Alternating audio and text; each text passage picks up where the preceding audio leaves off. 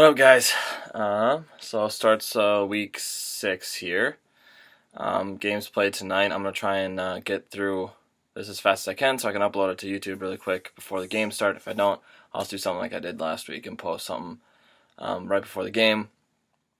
Keep in mind all this stuff that I wrote here. I wrote it yesterday, so some of it might be out of date, but I've tried to keep an updated thing here. Although I wanted to start out by saying I think it's one of the coolest things about doing this is writing this before all of like the Sports Center people get a hold of it. Before they write about it.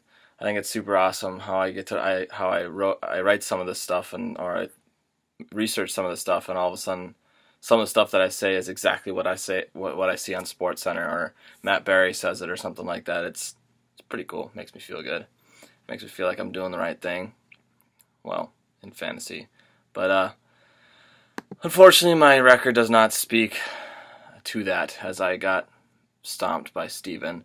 Although Greg Olson almost had that 40-point game I needed. Regardless. Alright, anyway. Start of week 6. Start off with injuries. I got a long list of them. But some of them are really quick. So Carson Palmer, he had a concussion last week. He would have been good to go if it wasn't a Thursday night game, so expect him to be back this game. Same with Cam Newton.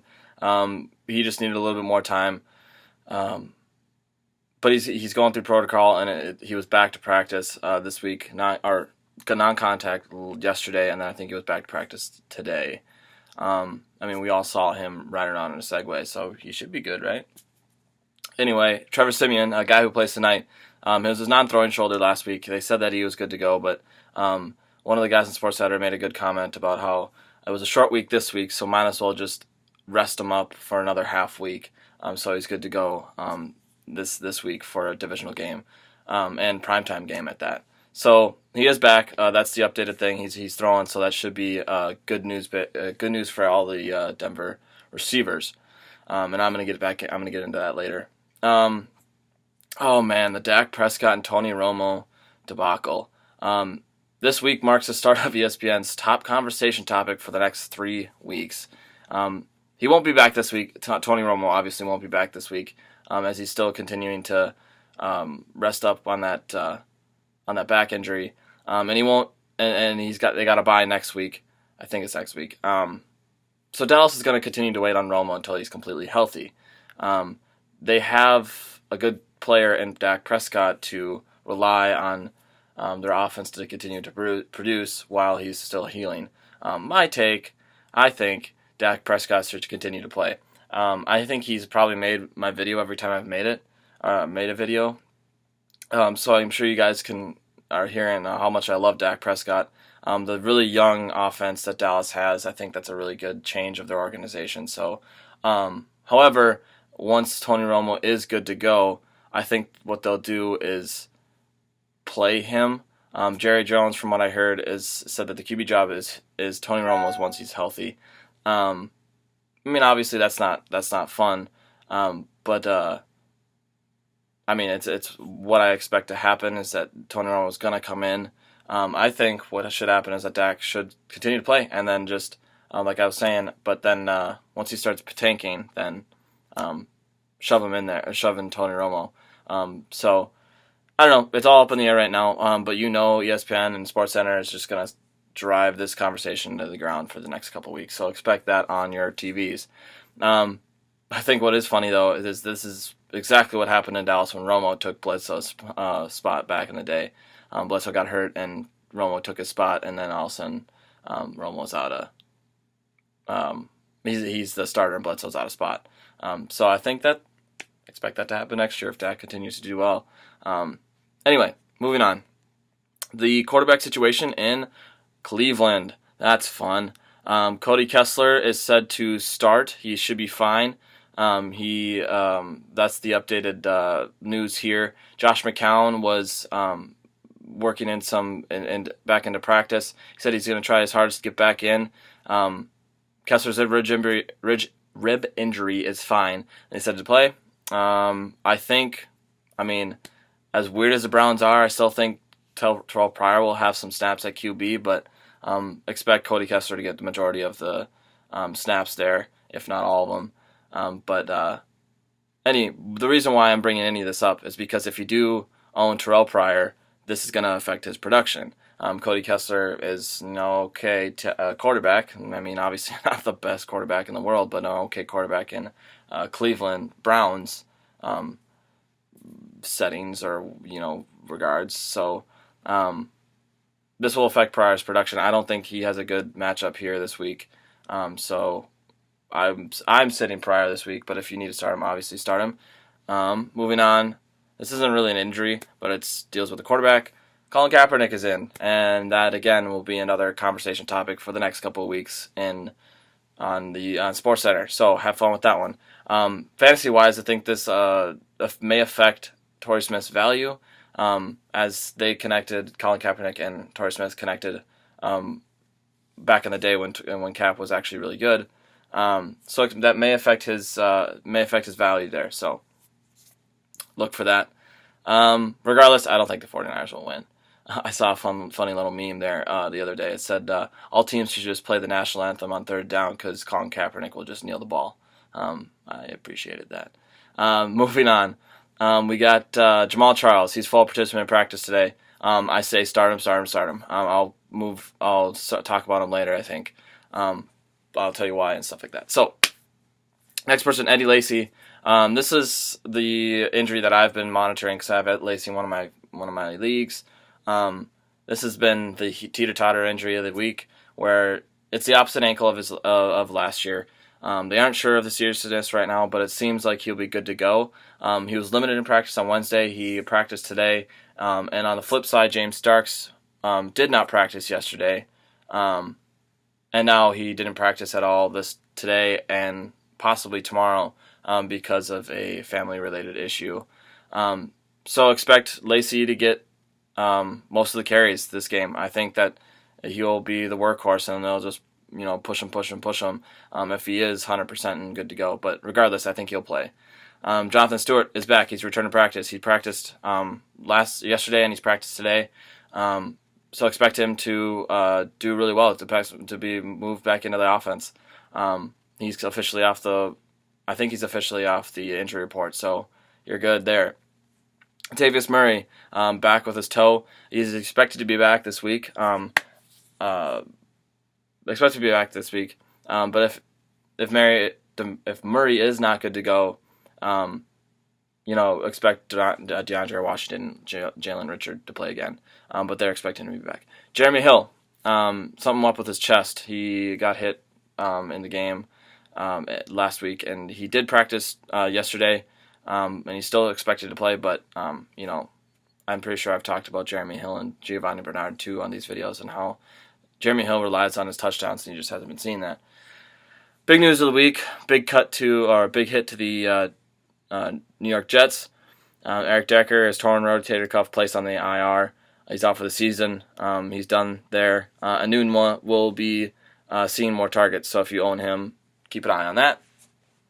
And I guess in correlation, Brandon Marshall as well. But expect the number one corners to cover Marshall too more heavily now.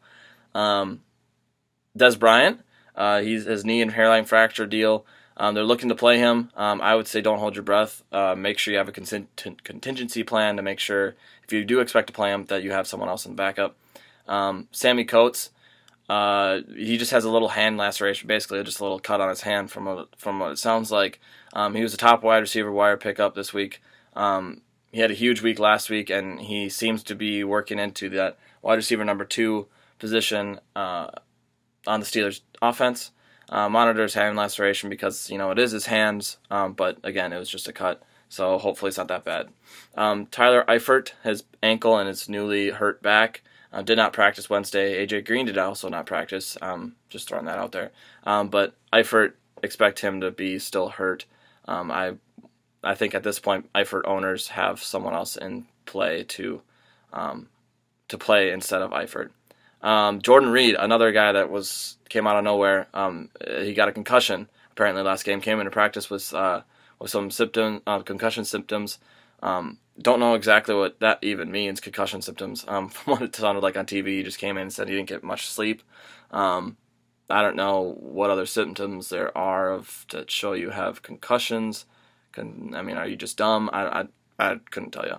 Anyway, I'm not fully up to date on what concussion stuff. But anyway, update is that he today they did figure out that he did go through the protocols and did suffer a concussion. So expect him not to play this week, I think. So make sure you got someone in stash. Some people that you could pick up: Jesse James, Dennis Pitta, just different guys like that. Obviously, people that should be just a week play. But definitely look at those matchups. I didn't create a list here for those replacements, but definitely look at the matchups there just for this one game, because I'm assuming you're only going to be playing them one game. Anyway, the next two are defensive injuries that would affect the secondaries and possibly wide receivers that are playing against them.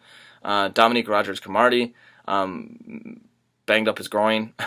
That sounds weird, but he hurt his groin. Monitor this. It seems like he'll play, but and the Giants play Baltimore, so it shouldn't matter to anybody who's playing for fantasy, because I wouldn't expect you guys playing Flacco or any wide receivers in Baltimore.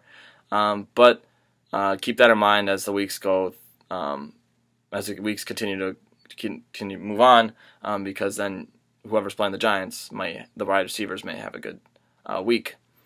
And then Josh Norman, something up with his hand or his wrist. He isn't expected to miss time, but also, again, it's part of his hand, so keep that in mind when you're playing matchups. Moving on. All right. Zip through that, maybe 10 minutes, 11 minutes, that's not bad. Who's hot and who's not? Going to the QBs. I think, as much as I ripped on Russell Wilson, this is one guy that I saw on SportsCenter after I wrote this. Russell Wilson. He also shows up in, I think it was in Start and Sit 'em, and then also in Matthew Berry's Love Hate. Russell Wilson plays Atlanta. Atlanta's off secondary. I've said this almost every week now. It's not very good. This is Wilson's day back. I think Baldwin and Wilson will have.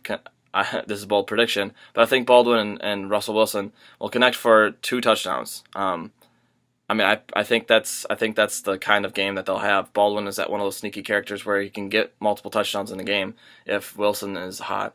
And I think after coming off a bye, Wilson's all healed up. He's ready to go. He's healthy. He's ready to crush that that secondary, that Atlanta's secondary that's 31st against QBs. And the only reason it isn't 32nd is because they played Paxton Lynch last week. So expect Russell Wilson to have a good game.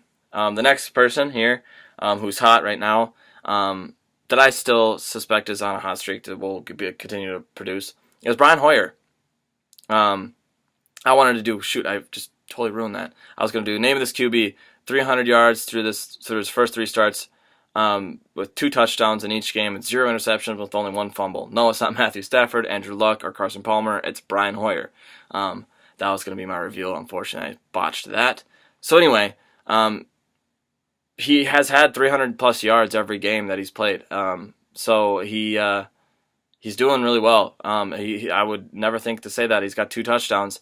But okay, he played the likes of the Detroit defense, who was 31st, Dallas defense, who's 22nd, and the Indianapolis defense, who's 27th against QBs.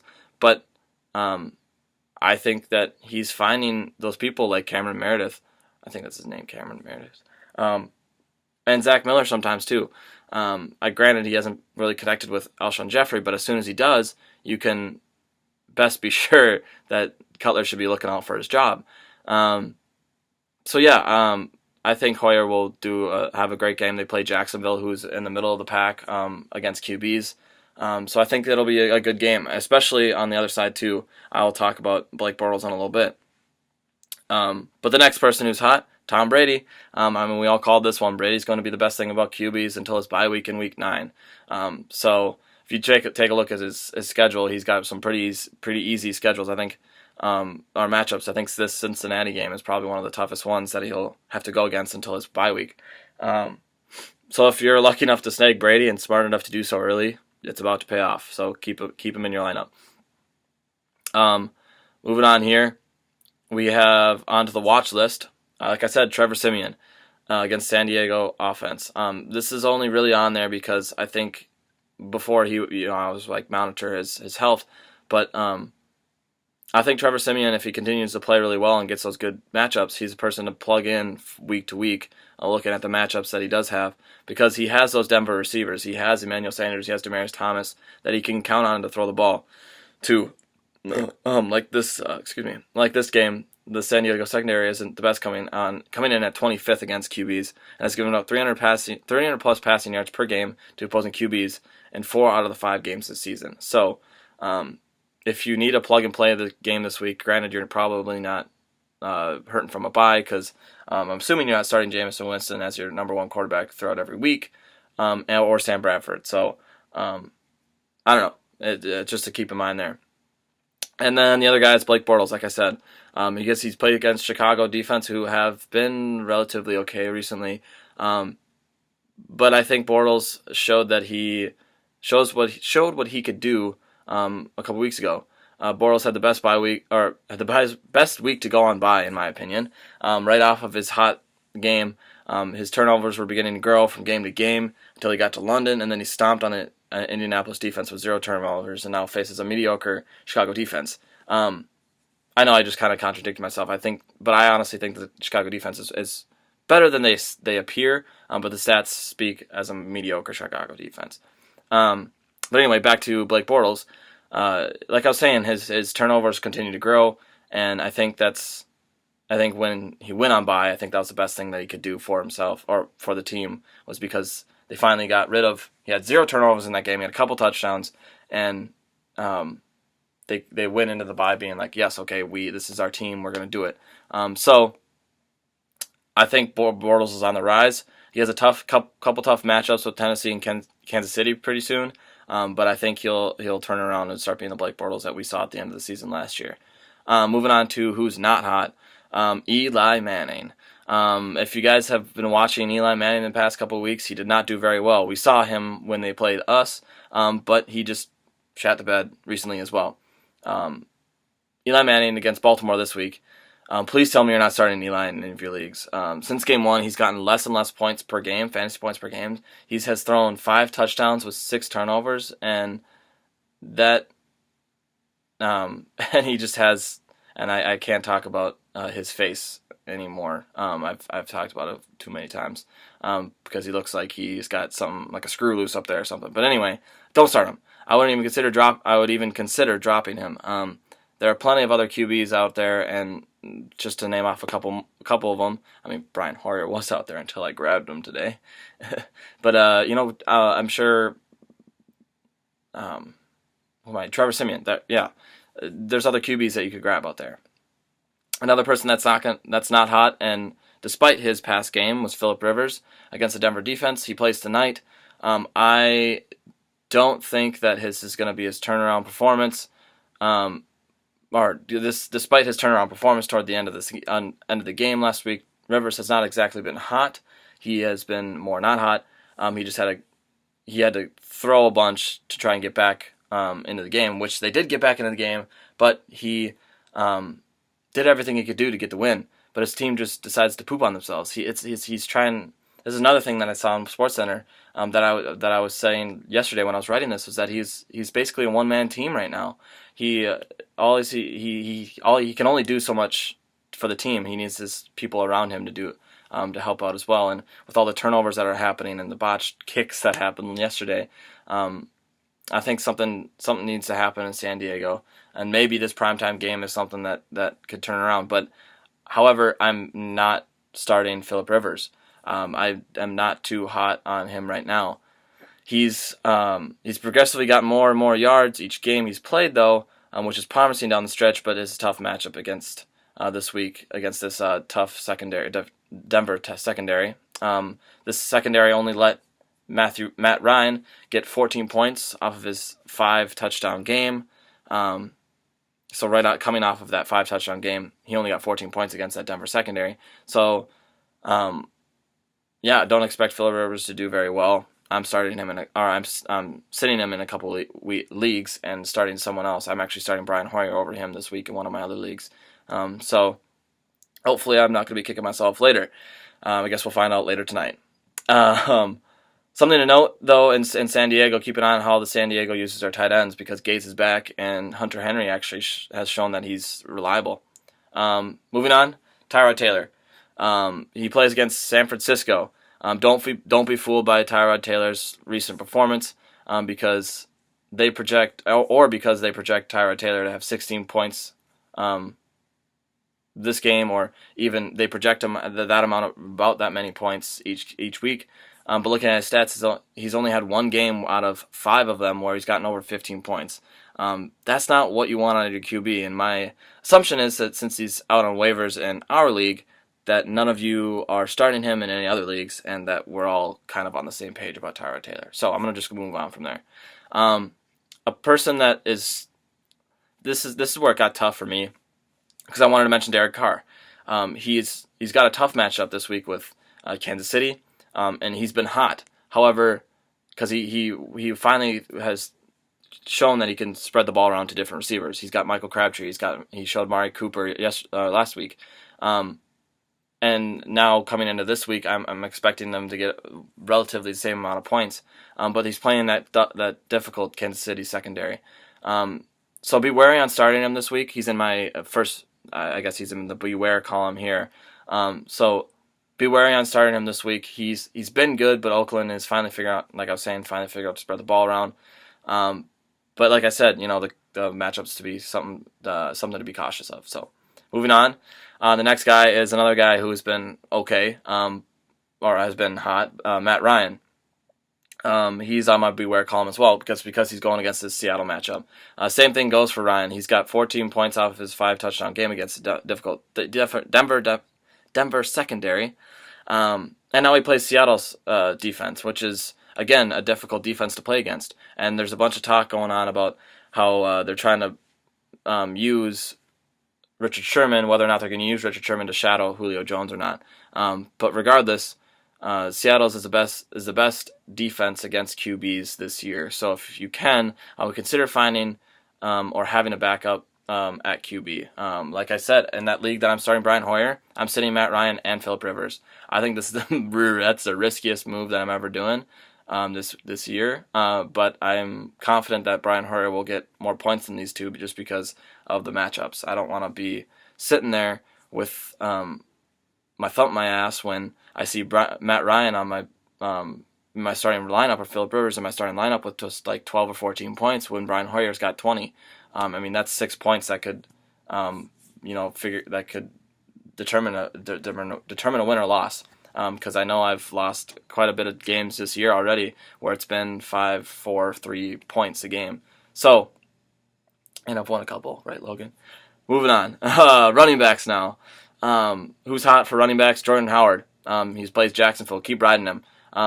Keep riding Howard until Jeremy Langford comes back. And there's some talk at the other night when we were together that Howard will be the running back to move on when Langford does come back.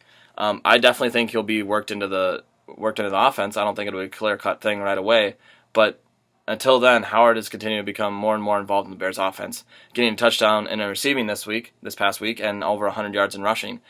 Jacksonville is coming off a bye, like I was saying, where they've let up two TDs to our running backs all season, which is pretty good, and one game letting up 142 yards to running backs. So Jacksonville defense is good against the run. However, this is going to be one of the games where it's actually going to be a game I want to watch. If you would have told me that, I would say that last year that I wanted to watch a Chicago and Jacksonville game. That would have been crazy, but this is going to be a good game, I think.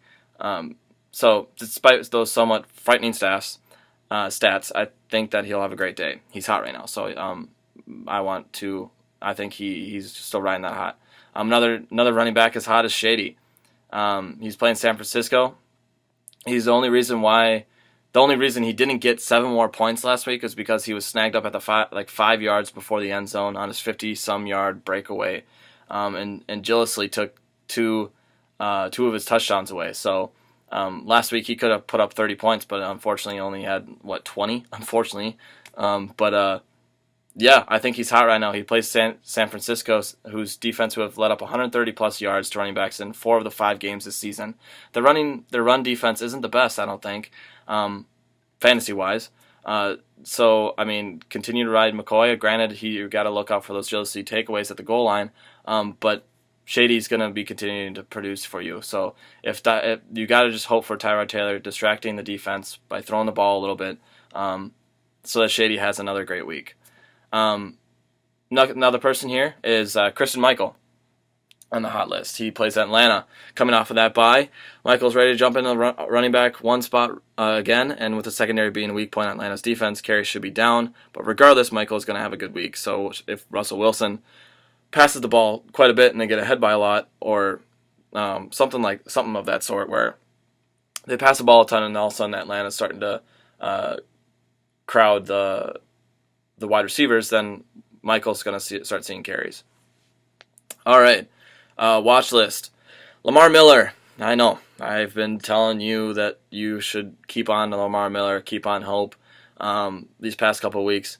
But, we all knew he was going to have a bad week against Minnesota defense.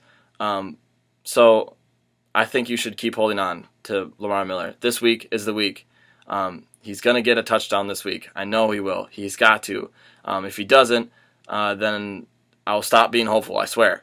But I think this is the week. Indianapolis has let up 4 touchdowns in 5 games to running backs, and one. So I guess playing that back, they've let up a touchdown to running backs every single game. So 5 touchdowns in 5 games, with a couple of them being receiving touchdowns. They're still coming from running backs. So fingers crossed this week. I think Lamar Miller is going to get in the end zone.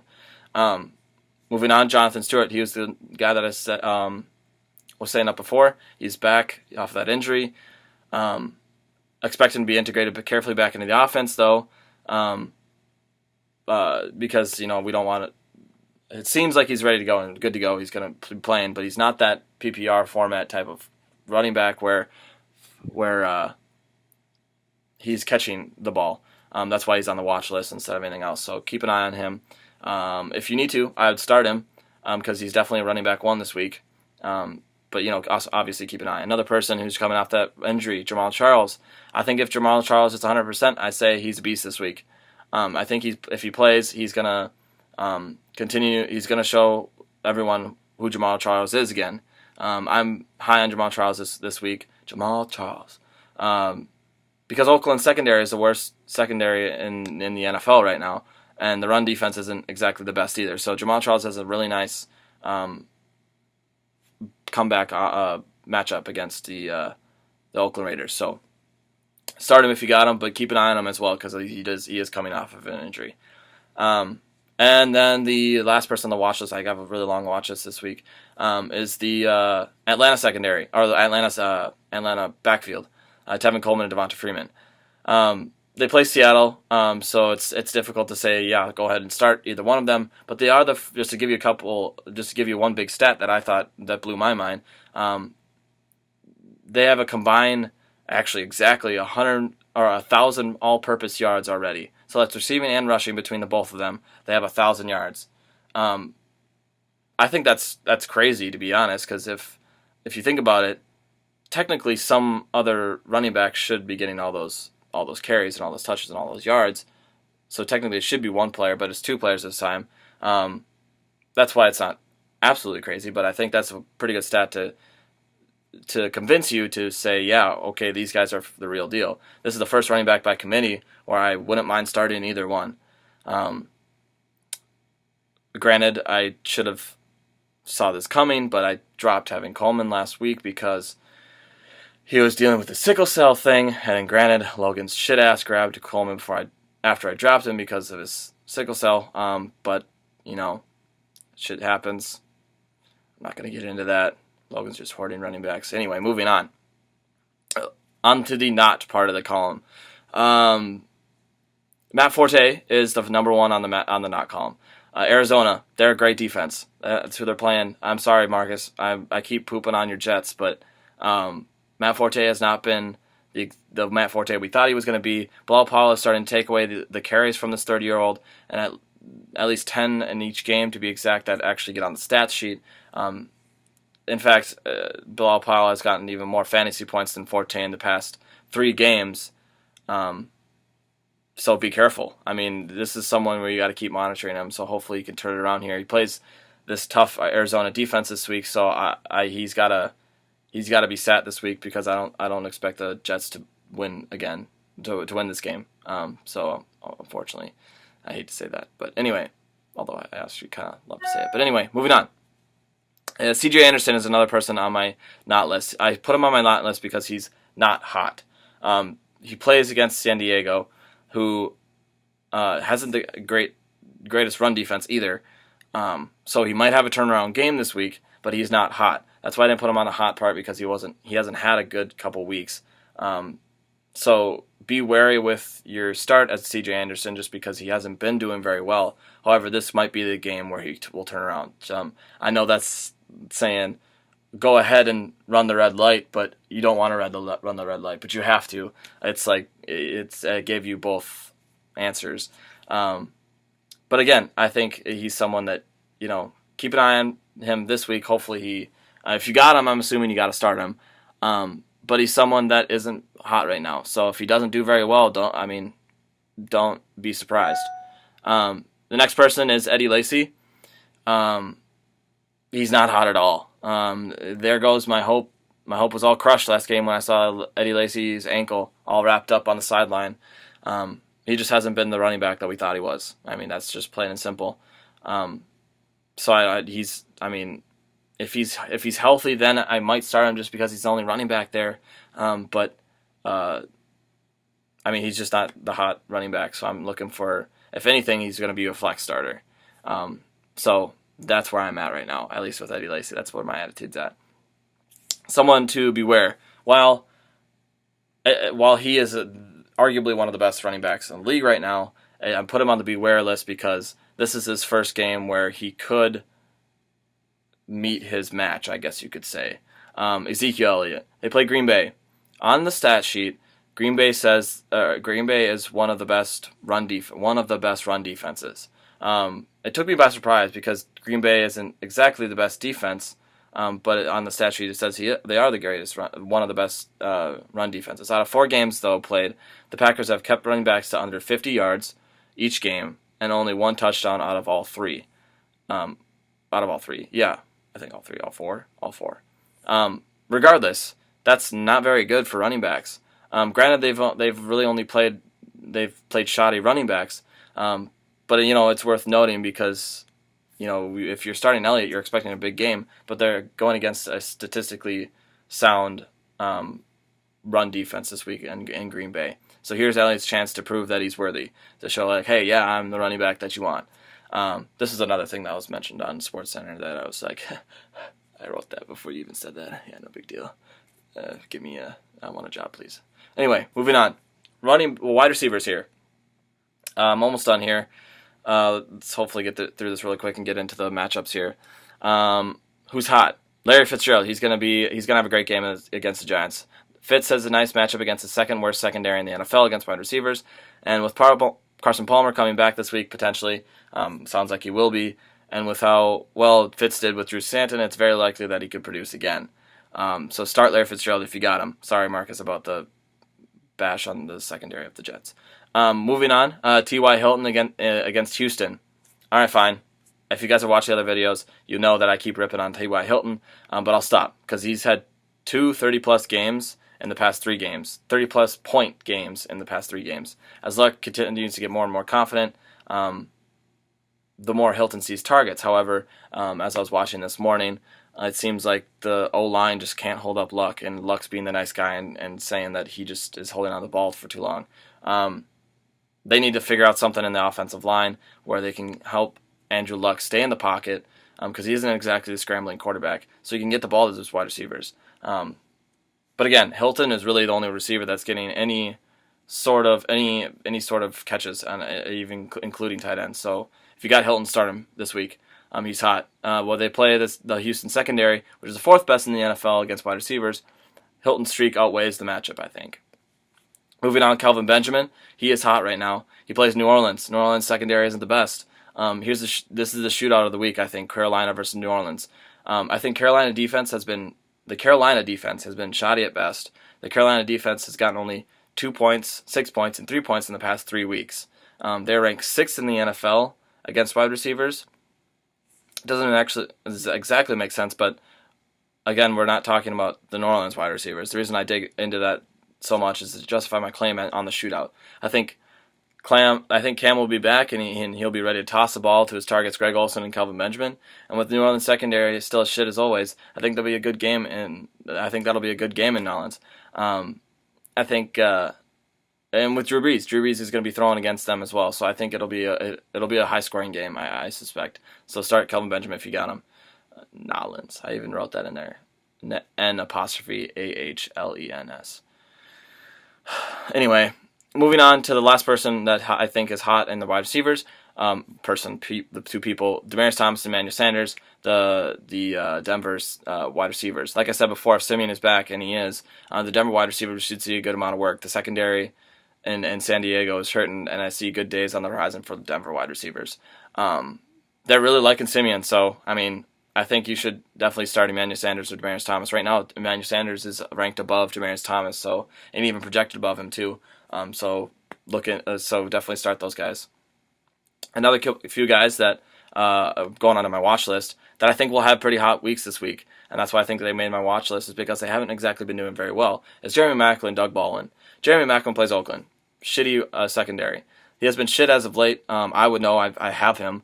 He's been very bad. But he's playing against the Oakland secondary, which is arguably the worst secondary in the football right now. In football right now, the best the secondary has done is given up 100. Let me say this. Let me go back. The best this secondary has done, is giving up 100 yards in one game. That was against Tennessee. Mariota sucks. So there's something up with this Oakland secondary. Mariota was able to get 100 yards against them, which, if you think about it, isn't the best. But it's still pretty. That's the best the Oakland Raiders have done against wide receivers. Throughout the other 4 weeks, they've given up nearly 200 plus yards in each game, and I think Alex Smith can add to that shitstorm that is the Oakland defense. So keep an eye on Jeremy Maclin. Start him if you got him, at least as a flex play, if not a wide receiver too. So Doug Baldwin's the next guy. Again, like I was saying, Atlanta. When I was saying with Russell Wilson, I think they'll connect plenty of times this game, and I think this is going to be one of those games where he's going to be hot. Again, this guy's he's way too hit or miss for me to be confident in him, but I think this week is with this Atlanta secondary, he's going to be one of his on weeks. Moving on to not here. Alshon Jeffrey. If you're an Alshon Jeffrey owner, you kind of brought this upon yourself. With his injuries early on, I wouldn't have wanted to draft him. But now he's not getting the ball, and he's getting all frustrated. If you've listened to any sports channel or radio, I'm sure you've heard the topic of Alshon Jeffrey has come up in conversation. He was seen wide open in the end zone at the end of the game, and Hoyer just didn't see him and didn't throw him the ball. That would have been the game-winning touchdown. And then at the end of that, he was seen slamming his helmet in frustration on the ground. I understand the frustration, but you got to kind of hold it together, which is why I think Alshon Jeffrey isn't gonna be doing very well these next couple weeks. I know I was high on Hoyer, and if he can get Alshon Jeffrey the ball, obviously his childlike behavior is going to start diminishing because he's start getting the ball. He's going to start getting what he wanted.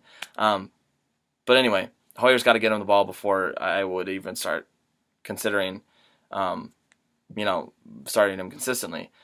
Granted, if you have him, you have to start him because you drafted him so high.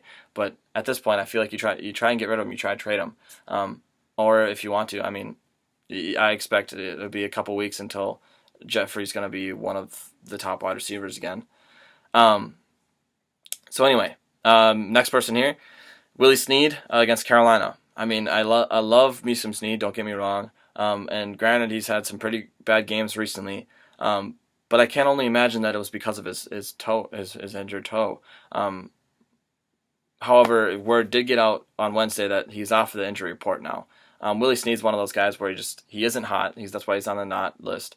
But I do think he'll have that breakout game against the Carolina secondary, like I was saying before. It's weird to say the Carolina secondary is bad, but I just don't see it this year. Another guy, as I'm sure everyone has seen, is that's not been hot is Golden Tate. They're against LA this week. Tate has not filled Megatron's shoes like we all thought. His position rank, his wide receiver rank, he's wide receiver number 74 and has a total of 31 fantasy points through 5 games. That is not good at all. I mention all this because some of you may still hold on to hope. I wouldn't. I would start finding other wide receivers to put him in. I don't think you should be dropping him right now because obviously he's still heavily involved in the offense. But instead look for other options because at this point he's not reliable. Another person who isn't hot, I put this on him on here just like I put Willie Snead on here. Julian Edelman, he just hasn't been getting the ball. I just think he just didn't get the ball last week because Martellus Bennett got all the catches. After the first outing with Brady, Edelman did not produce like I thought. However, tossing the ball to Bennett for 3 scores is not going to happen every single game. His stats says he's in a slump, but I think he could break out of that any day. I think you obviously are starting him if you got him, as they play a somewhat difficult Cincinnati defense. But again, I think that was just one game. But if he doesn't produce again, obviously reevaluate, because then obviously Bill Belichick's got something else in the works with the 2 tight end set. So moving on here, going into the beware column. The first person I put on there was Michael Crabtree against Kansas City. I only put him in the beware because they're going against Kansas City and because Derek Carr found Amari Cooper last game. So I think this third game here against Kansas City and possibly the next game are 2 games where you're going to actually see how Derek Carr is going to get the ball to all those wide receivers. Oakland plays, like I said, to Kansas City. The secondary is pretty good. So keep an eye on that. Moving on to Marvin Jones. They play LA this week. I think Marvin Jones is the crusader Detroit has been looking for. The one that could be the savior of Detroit. The glimmer of hope in a dark football team. That wasn't supposed to be a race joke. Moving on. I think he will be. I think he is that guy. He just hasn't been putting up those wide receiver number 1 numbers yet, aside from that week 3 game. Just beware of him. He could slump, but I also think that he could break out. I mean, he's one of those guys on the teetering fence. And then Jarvis Landry. Still a fan on Landry, but just watch out.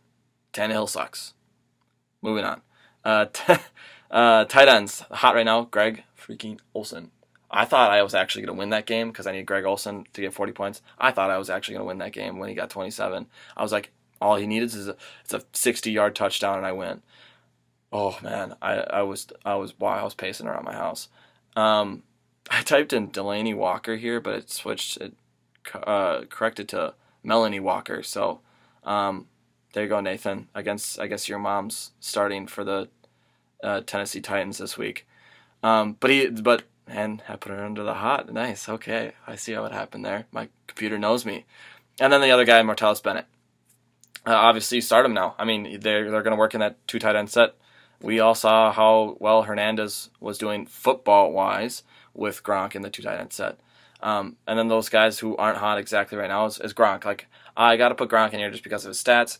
But I do think that once he becomes more healthy, once he continues to get worked back into the offense, he will become Gronk again. Just you wait. It's only the 6th week of the NFL. We still got we're not even at the halfway point. We're almost there, but we're not yet. And then Jason Witten. He doesn't have a good matchup this week. I have to start him because he's my tight end, but he's another guy that just hasn't been hot. Watch list: Antonio Gates, like I said, and then Zach Ertz is back, so keep an eye on him too. Going on to the matchups this week. Looks like I play Grant this week, so that should be fun. Hopefully I can take him down this week. However, he's going to put up a good fight. He's got Ezekiel Elliott and C.J. Anderson, who have good matchups here. He's starting Matt Ryan. I'm not opposed to it, but like I said before, it's something to keep an eye on because, I mean, he does have Drew Brees, so who knows? He also has Doug Baldwin, who I sang praises for, and Allen Robinson had a great game last week, and Jordy Nelson has got a touchdown in every game this year now. One of two people, actually, him and Melvin Gordon, I think, are the 2 people.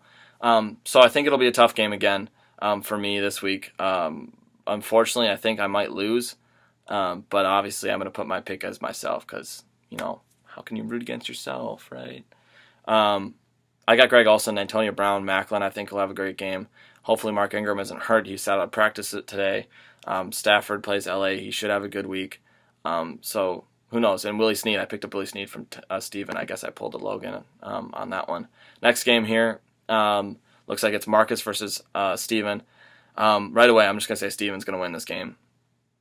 Just because Steven with Le'Veon Bell coming back, Todd Gurley kind of getting into his own, Brandon Marshall now a clear-cut number 1 wide receiver in the Jets, and Andrew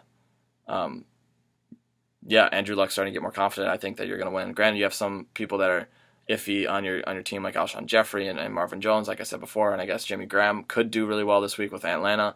But then you go to Marcus's team, he's starting T.J. Yeldon and Theo Riddick. Theo Riddick is good, but he didn't practice this week. So, I mean, it's just tough to start those 2 running backs. And then T.Y. Hilton's doing really well. Hopefully he can have another 30-point game. You got Gronk, who hasn't been doing well, but it looks like you picked up Sammy Coates. Not a bad pickup, playing him right away. That's a good idea. But I still go with Steven. On to the next game here. We got Connor and then Matt. Oh, let's look at here. Oh, yeah, Matt's going to lose. Let's be real. Yeah, I forgot Connor had Cam Newton and Kelvin Benjamin against a shitty New Orleans secondary. And then McCoy's been hot and Melvin Gordon. I'm high on Melvin Gordon. Then Julio Jones. Yeah, Connor, you're going to win with Jamal Charles coming back. You got Blair Walsh on bye. This is your time to drop him with, and be okay with it. But sorry, Matt, you're going to lose this one again. Logan versus Sam. Sam, pick up teams. Pick up players. Look at your team. You have 3 people on bye again. Look at them. I don't want Logan to win. You just got to play the people that are on your bench. Put in Tom Brady. Put in Jonathan Stewart. Put in Delaney Walker. Just do it. Look at your team. Just do it. And if you don't, because Logan will win. Moving on. We got Mark and then Nathan here. I think this will be a tough game for you guys. It'll be a close one because I guess Nathan's got the upper hand with Russell Wilson and Christian Michael, but Isaiah Crowell's not doing very well. DeAndre Hopkins has been on a slump and all that stuff. Eli Manning, he's still starting him. That's not a good idea. I'd say drop him and pick up someone else. Giovanni Bernard, you're starting. I guess that's not bad if Hill's out.